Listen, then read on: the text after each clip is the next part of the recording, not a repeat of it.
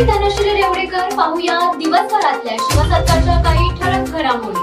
काँग्रेसचे नवनिर्वाचित प्रदेशाध्यक्ष हर्षवर्धन सपकाळ यांनी किल्ले रायगडावर छत्रपती शिवाजी महाराज यांना अभिवादन केले आणि सरकारवर जोरदार टीका केली.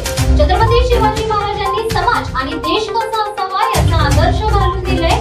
प्रशासन हे रयतेसाठी असले पाहिजे. जाती धर्माचे भेद न करता सर्वांना सोबत घेऊन जाण्याचा महाराजांचा संकल्प होता. संविधानात सुद्धा हिंदवी स्वराज्याची संकल्पना आहे आणि काँग्रेस पक्ष हे तत्व घेऊन पुढे चालले. काँग्रेस पक्ष केवळ सत्तेचे हस्तांतरण नाही तर व्यवस्था परिवर्तनाचे स्वप्न घेऊन पुढे चालले. म्हणून छत्रपतींना मानाचा मुजरा करण्यासाठी काँग्रेस पक्ष कटिबद्ध आहे. हर्षवर्धन सपकाळ यांनी राज्य आणि केंद्र सरकारवर जोरदार हल्लाबोल केलाय. रायगड जिल्ह्यातील पालकमंत्री पदाचा तिढा मात्र कायम आहे. रायगडमध्ये राष्ट्रवादीच्या आदिती तटकरे व शिवसेनेचे भरतशेठ गोगावले पालकमंत्री पदासाठी इच्छुक आहेत. पालकमंत्री पदावरून रायगडमध्ये शिंदे व अजित पवार यांच्यात मोठा वाद सुरू असून हा तिढा आता शिंदे व अजितदादा या दोघांना सोडवावा लागणार आहे. दोघांनी एकत्र बसून हा तिढा सोडवावा असे भाजप नेतृत्वाचे आदेश असल्याची माहिती आहे. त्यामुळे रायगडच्या पालकत्वाचा निर्णय काय होणार याकडे अवघ्या राज्यात लक्ष लागले आहे. अलिबाग रेवस मार्गावर सोमवार दिनांक 24 फेब्रुवारी रोजी रात्री 12 वाजण्याच्या सुमारास भीषण अपघात झालाय. या अपघातात एक महिला ठार झाली तर वाहन चालक गंभीर जखमी झालाय. या अपघाताची माहिती मांडवा सागरी पोलिसांना मिळाल्यानंतर त्यांनी लगेच घटनास्थळी धाव घेऊन स्थानिक ग्रामस्थांच्या मदतीने जखमींना अपघातग्रस्त वाहनातून बाहेर काढून अलिबाग येथील जिल्हा रुग्णालयात उपचारासाठी दाखल केले. वाहन चालकावर मांडवा सागरी पोलीस ठाण्यात गुन्हा दाखल करण्यात आला असून या अपघाताबाबत अधिक तपास मांडवा सागरी पोलीस ठाण्याचे पोलीस निरीक्षक दीपक गोयल यांच्या मार्गदर्शनाखाली मांडवा सागरी पोलीस ठाण्याचे पोलीस हवालदार वैभव पाटील करीत आहेत. पुण्यातील स्वारगेट बस स्थानकातील बलात्कार प्रकरणातील मुख्य आरोपी दत्तात्रय गाडे याला अखेर अटक करण्यात आली. शिरूर तालुक्यातील गुन्हाळ गावातील एका शेतात लपून बसलेल्या गाडे याला 70 तासांच्या शोध मोहिमेनंतर पोलिसांनी ताब्यात घेतले. या शोध मोहिमेत 13 पोलीस पथकांचा समावेश होता. तसेच डॉग स्क्वॉड आणि ड्रोनच्या मदतीने त्याचा शोध घेण्यात आलाय. 37 वर्षीय दत्तात्रय गाडे याला गुरुवारी रात्री 1:30 वाजता अटक करण्यात आली आहे. तो रात्री उशिरा एका नातेवाईकाच्या घरी जेवणासाठी गेला होता, जिथे त्याने पश्चाताप व्यक्त केला आणि पोलिसांसमोर शरण जाण्याची इच्छा व्यक्त केली आहे. या माहितीच्या आधारे पोलिसांनी त्याला अटक केली आहे.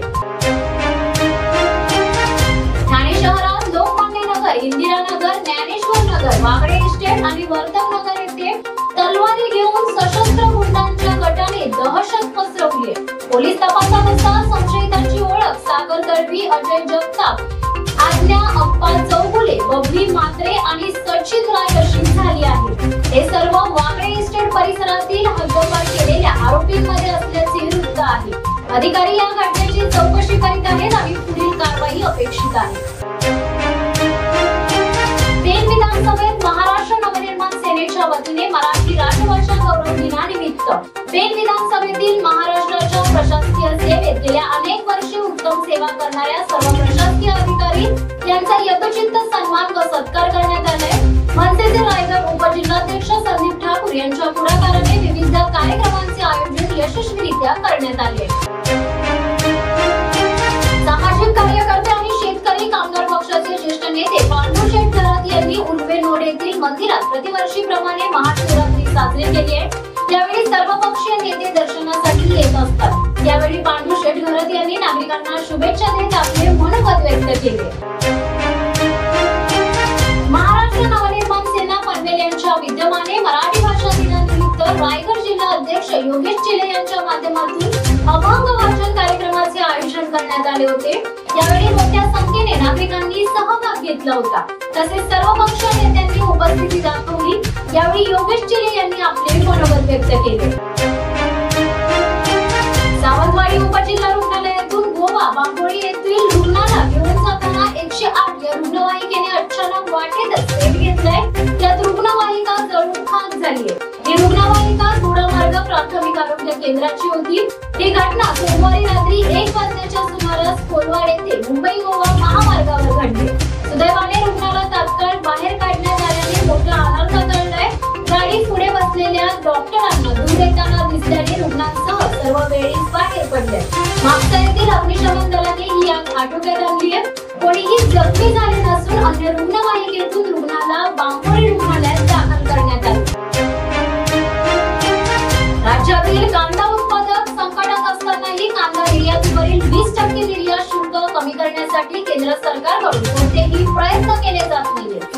केंद्राच्या शेतकरी विरोधी धोरणामुळे जेएनपीए बंदरातून होणारी कांद्याची निर्यात तब्बल 30% कमी झाली आहे। यामुळे राज्यातील शेतकरी व निर्यातदारांच्या डोळ्यात पाणी आले असून त्यांना आपला कांदा स्वतः व्यापाऱ्यांच्या घशात घालावा लागत आहे।